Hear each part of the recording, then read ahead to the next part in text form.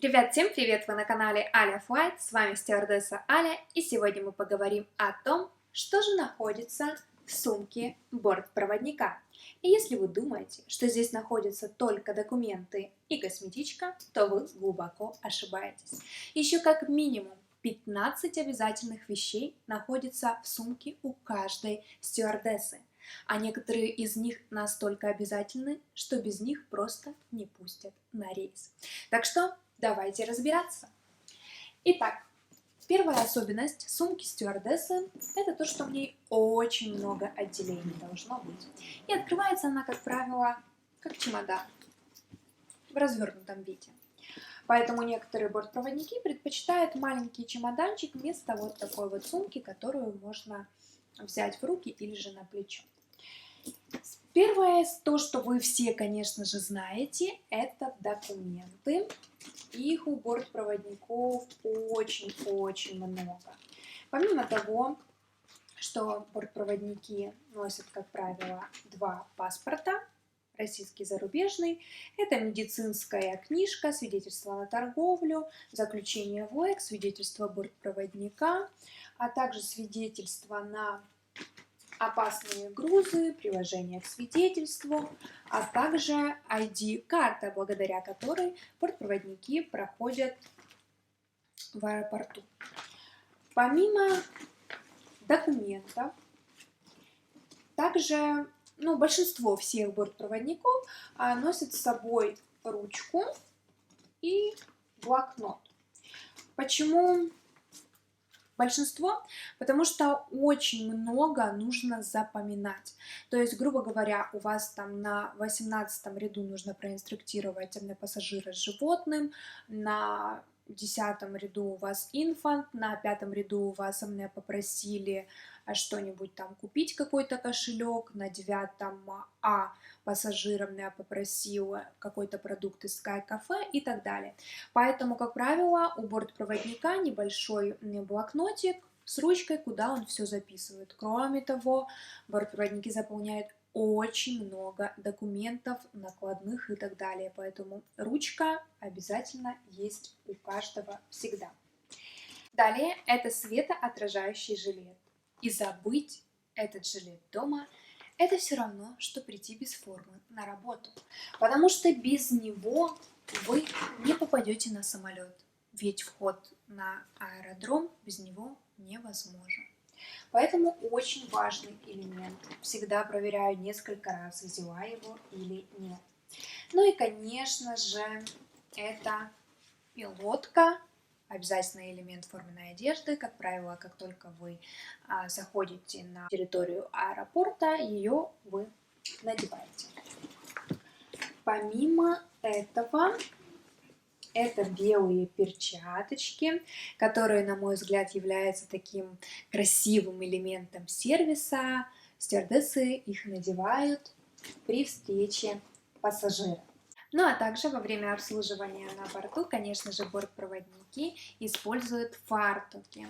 И, как правило, они сделаны из такого материала, что даже если вы что-то пролили, вы можете всего лишь стряхнуть, и проблема, скажем так, будет исчерпана.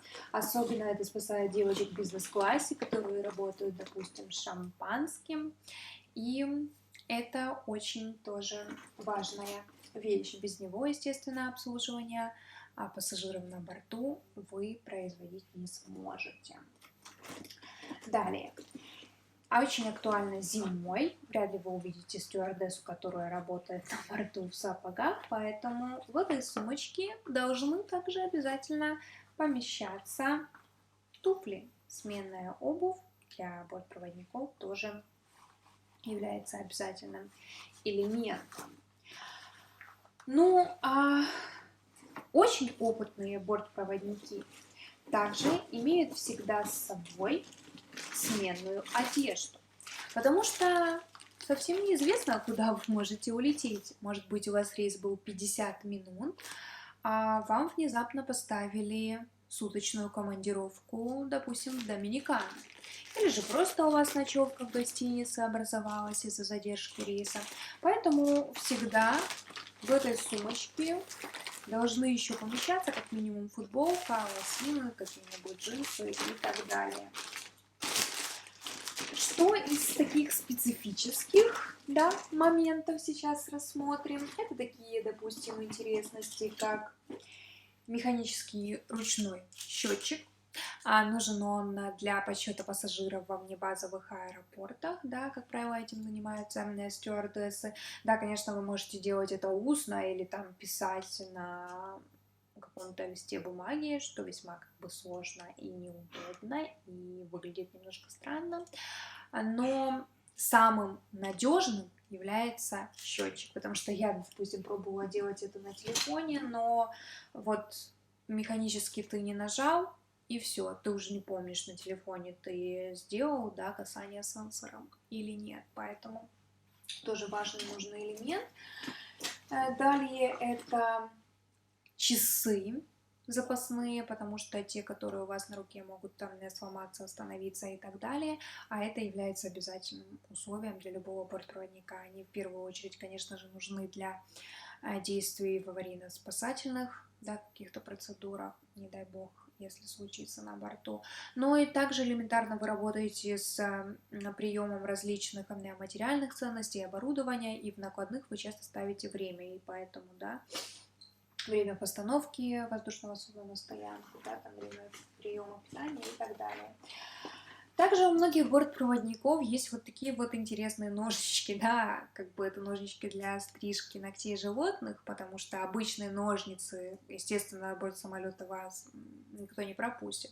Но вот эти ножнички используют для снятия металлических пломб, потому что некоторое оборудование, допустим, как торговое оборудование, оно поступает под пломбами, и чтобы не мучиться с этими пломбами, не портить себе руки, ногти, да, вот многие бортпроводники имеют с собой в арсенале вот такие вот ножнички.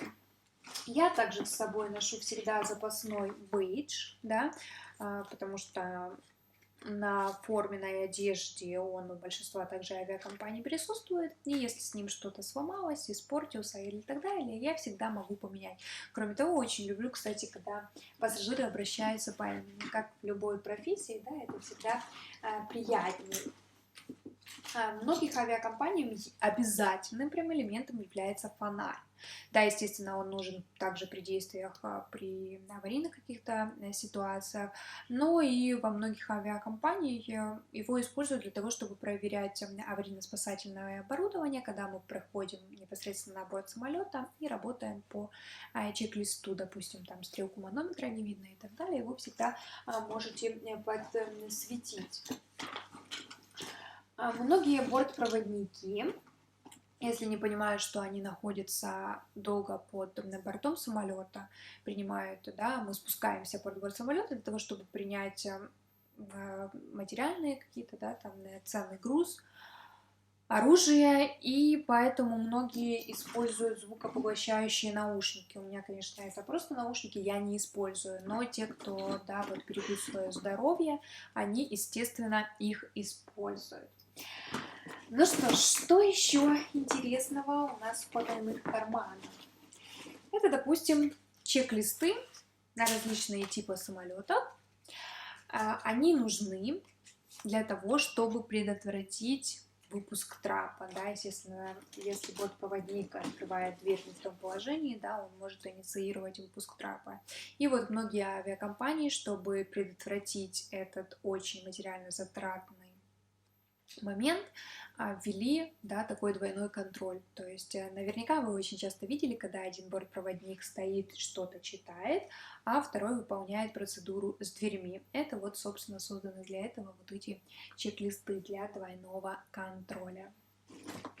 Также у каждого бортпроводника обязательно с собой есть аптечка,